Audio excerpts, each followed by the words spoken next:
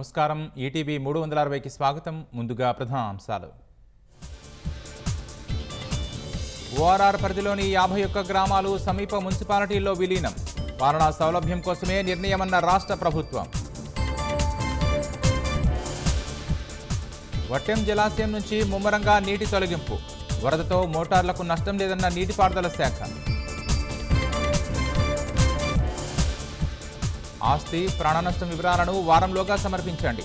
అధికార బృందాలను క్షేత్రస్థాయికి పంపాలని సీఎస్ ఆదేశం.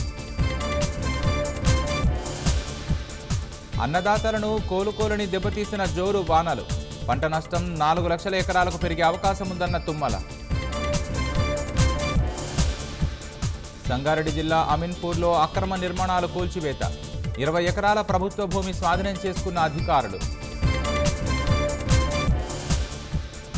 ఉక్రెయిన్పై బాలిస్టిక్ క్షిపణులతో విరుచుకుపడిన రష్యా.